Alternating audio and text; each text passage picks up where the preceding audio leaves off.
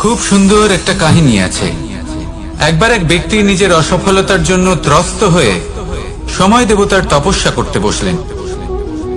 উনি তপস্যা করলেন এবং সময় দেবতা প্রসন্ন হলেন, মানুষের রূপ ধারণ করে ওনার সামনে প্রকট হলেন। এবার সেই ব্যক্তি ওনাকে জিজ্ঞেস করলেন যে কি এমন আছে যার জন্য আপনি বারবার জয়ী হন আর আমি চিরকাল পরাজিত হয়ে থাকি? কেন এত পরিশ্রম করা সত্ত্বেও আমি সাফল্য লাভ করতে পারি না? তখন সময় দেবতা উত্তর দিলেন যে দিন হোক বা রাত, ঝড় হোক বা ভূমিকম্প, রোদ হোক বা বৃষ্টি হোক, সময়ের সূত্রপাত হোক বা প্রলয়, আমি থামি না, আমি চলতেই থাকি। আর সেই জন্য যিনি থেমে যান তিনি পরাজিত হন আর আমি জয়ী হই।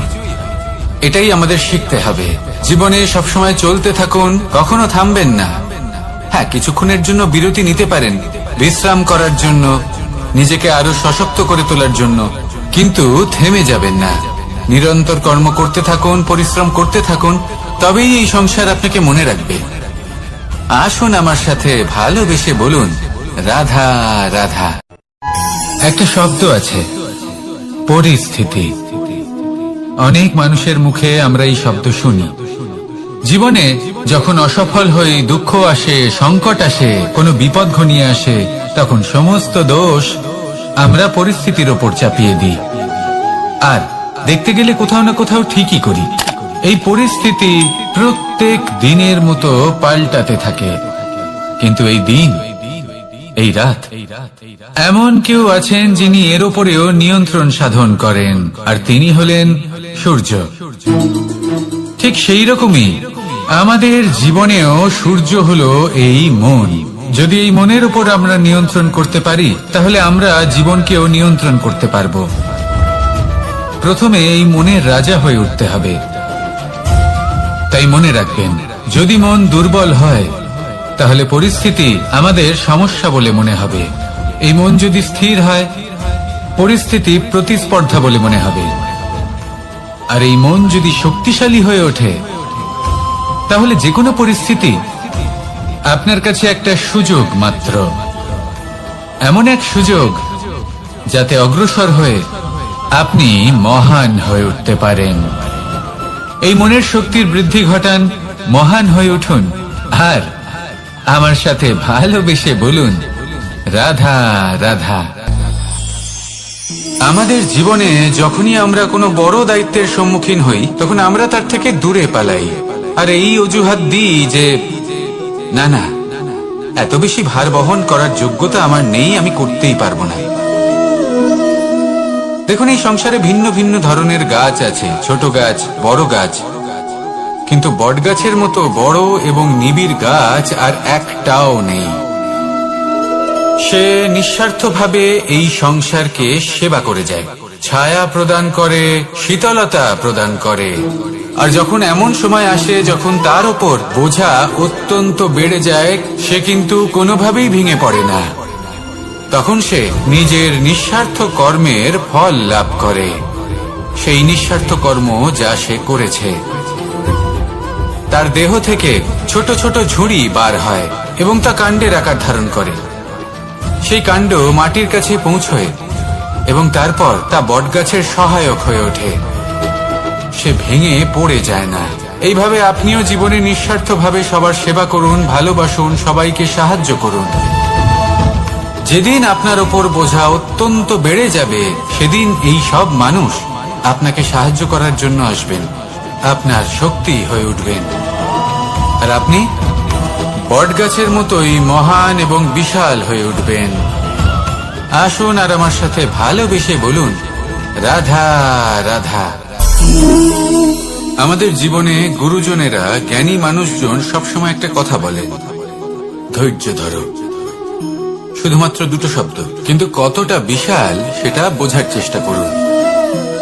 ছোট একটা অস্ত্র হাতে নিন এবং একটা বিশাল পর্বতে নিরন্তর প্রহার করতে থাকুন, ধৈর্য ধরে সেই কাজ করতে থাকুন। এমন একদিন আসবে, এই বিশাল পর্বতে আপনি একটা পথ তৈরি করবেন। কোন ধনুর্ধর যখন নিজের বিদ্যা অর্জন করেন, তখন তাকেও ধৈর্য ধরতে হয়, তার নিজেকে সময় দিতে হয়, তবেই সে ধনুর্বিদ্যা শিখতে পারে। সেইভাবে আমাদের জীবনেও ধৈর্য ধরার খুব প্রয়োজন। পরিবারে ধৈর্য রাখতে পারলে তাহলে আস্তে আস্তে দেখবেন প্রেম বৃদ্ধি পাচ্ছে। সমাজে যদি ধৈর্য রাখতে পারেন তাহলে আস্তে আস্তে এই সমাজ আপনাকে সম্মান করবে। যদি নিজের জীবনে ধৈর্য রাখতে পারেন তাহলে নিজে থেকেই আত্মবিশ্বাস বাড়বে, নিজের বিকাশ হবে।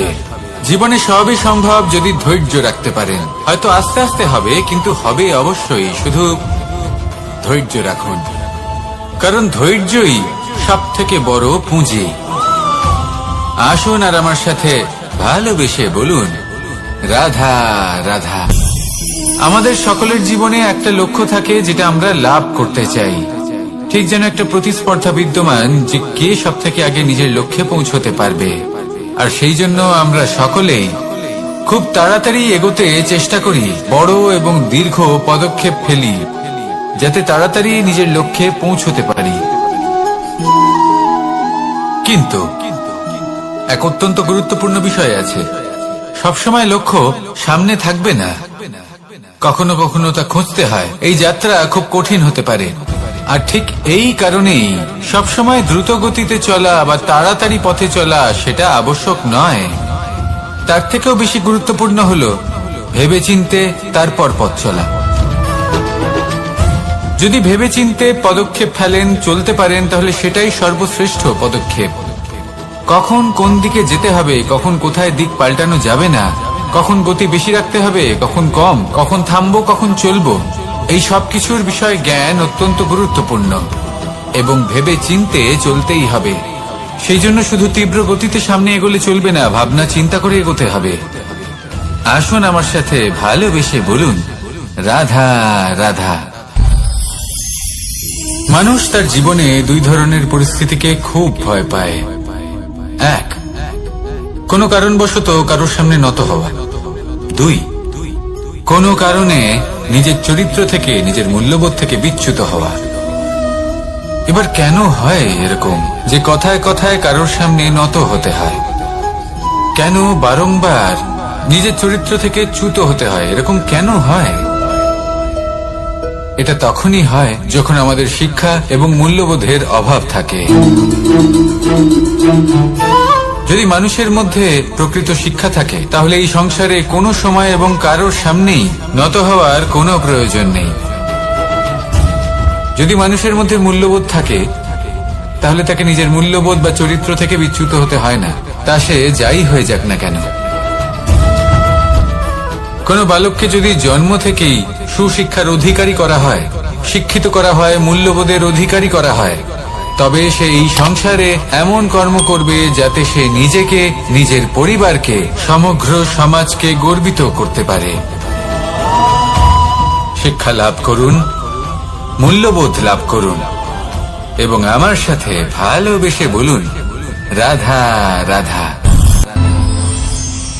কখনো কোনো প্রজাপতিকে উড়তে দেখেছেন? কি সুন্দর উড়ে বেড়ায় সে, এক ফুল থেকে অন্য ফুলে, এক পাতা থেকে অন্য পাতার উপর। কিন্তু সে কিভাবে উড়তে শেখে কখনো ভেবেছেন? জন্ম থেকেই কিন্তু প্রজাপতির ডানা থাকে না, ও কিন্তু ছোট্ট একটা ডিমের আকারে জন্ম লাভ করে। তারপর সেই ডিমটি ভেঙে একটি কীট বাইরে আসে। আস্তে আস্তে সে বড় হয়, ওর শক্তি বৃদ্ধি পায়। তারপর সে সেই কীট দশা ত্যাগ করে নিজের ডানাগুলি মেলে। এই প্রক্রিয়া তার কাছে সরল নয়, অত্যন্ত যন্ত্রণাদায়ক প্রক্রিয়া, কিন্তু সে সেই যন্ত্রণা মেনে নেয়। আর তারপর আস্তে আস্তে সে উড়তে শেখে। শুধুমাত্র আকাশে উড়ে বেড়ায় তা নয়, আমাদের মনের মাঝে উড়ে বেড়ায়। এবার এই ডিম থেকে প্রজাপতি হয়ে ওঠার যে যাত্রা, এটা যতটা কঠিন ততটাই কঠিন হয় এই সংসারে শ্রেষ্ঠ কর্ম করা, ততটাই কঠিন হয় এই সংসারে মহান হয়ে ওঠা।